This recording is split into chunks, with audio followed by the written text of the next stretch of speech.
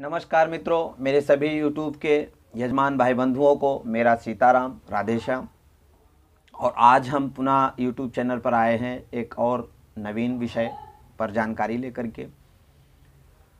जो आज का विषय है वह है त्रिपिंडी श्राद्ध। जी हाँ, बहुत से यजमान प्रश्न करते हैं कि पंडित जी ये त्रिपिंडी श्राद्ध क्या होता है, हमको त्रिपिंडी श्राद्ध कराना है। कई बार तो पूजन कराने से पूर्व वह परीक्षा भी लेते हैं कि पंडित जी त्रिपिंडी श्राद्ध होता क्या है, पहले यह बताएं। तो यह प्रश्न जहाँ तक यजमानों के लिए है या जानकारी यजमानों के लिए है, ठीक इसी प्रकार से सभी ब्राह्मणों के लिए भी है। जो हमारे ब्राह्मण भाई बंधु हैं किसी कारणवश संतुष्ट नहीं कर पाते, नहीं बता पाते हैं, तो यह जानकारी उनके लिए भी है। तो सबसे पहले आप जान लीजिए कि जिस व्यक्ति की मृत्यु होती है उसका विधि विधान से शास्त्रोक्त 3 प्रकार की षोडशी बताई गई हैं, जिसमें मलिन षोडशी, मध्यम षोडशी और उत्तम षोडशी। मलिन षोडशी के अंतर्गत, जिसको हम 10वां के अंतर्गत तक रखते हैं, और 13वीं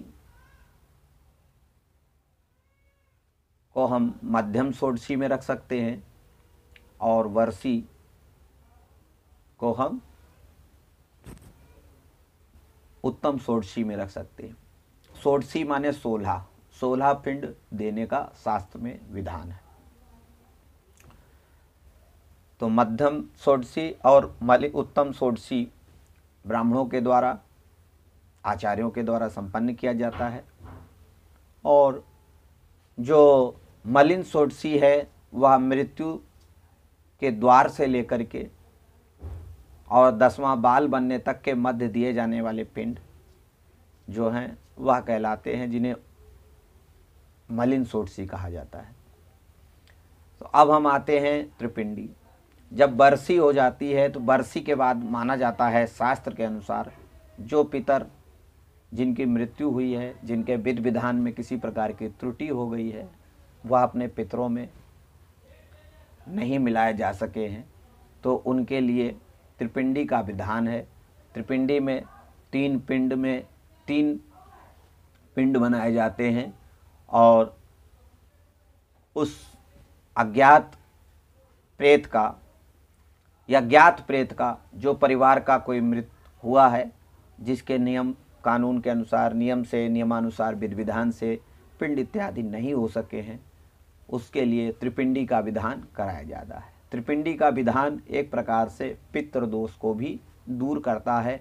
पितृदोष अगर परिवार में है तो वह परिवार में पितृदोष भी दूर होता है। फिर प्रश्न उठता है, ये सपिंडन क्या है? सपिंडन और त्रिपिंडी लगभग एक ही है। त्रिपिंडी के अंतर्गत जो पिंड दिया जाता है वह अज्ञात होता है। वह कौन सा ऐसा हमारे परिवार का व्यक्ति है जिसका विधि विधान से नहीं हुआ, तो अज्ञात पिंड दे करके उनको उन पितरों में मिलाना ही त्रिपिंडी श्राद्ध कहलाता है। और सपिंडन श्राद्ध अर्थात जो परिवार में ज्ञात हैं, जिनकी मृत्यु हो गई है और उनका विधि विधान से नहीं हुआ, उनको शामिल करने का विधान जो है वो सपिंडन श्राद्ध है। प्रायः यह सपिंडन श्राद्ध 13वीं के बाद और वर्षी से पूर्व किया जाना चाहिए। अतः शास्त्र सम्मत 13वीं से पूर्व भी किया गया। कुछ आचार्यों के द्वारा इसमें मतभेद है। सपिंडन श्राद्ध के पूर्व भोजन नहीं हो सकता, अतः सपिंडन श्राद्ध 13वीं से पूर्व हो जाना चाहिए, अर्थात 16 वर्षी से पूर्व हर हाल पर हो जाना चाहिए। तो इसमें बहुत से मतभेद हैं, परंतु और अब समाज में प्रचलित है कि पितरों में मिलाना 1 वर्ष बाद पितरों में मिलाया जाता है या 3 वर्ष बाद पितरों में मिलाया जाता है, और फिर उसी को हम एक नाम दे देते हैं चौथ पाटा, जिसमें हम बैठ करके ब्राह्मणों को बुला करके चौथे वर्ष पितरों में मिला करके उनको पाटे पर बैठाल करके भोजन कराते हैं। तो जो चौथ पाटा है वह भी एक प्रकार से सपिंडन है। ज्ञात में सपिंडन है, अज्ञात में त्रिपिंडी है। त्रिपिंडी पितृदोष के लिए है, सपिंडन ज्ञात पितरों की प्रसन्नता के लिए है। अर्थात देखा जाए तो सपिंडन का विधान त्रिपिंडी का विधान एक ही है। जब संकल्प होता है तो उसमें ज्ञात, अमुक ज्ञात जिनका नाम है, उनके विधि विधान, उनकी शांति, उनकी आत्मा की शांति के लिए वह विधान किया जाता है। और जो अज्ञात हैं, हमारे कुल परिवार में जो पता नहीं है, उनकी शांति के विधान के लिए जो किया जाता है उसे ही हम त्रिपिंडन श्राद्ध के नाम से जानते हैं। त्रिपिंडी श्राद्ध और सपिंडन श्राद्ध का विधि विधान लगभग एक ही है, संकल्प में बस थोड़ा सा परिवर्तन होता है।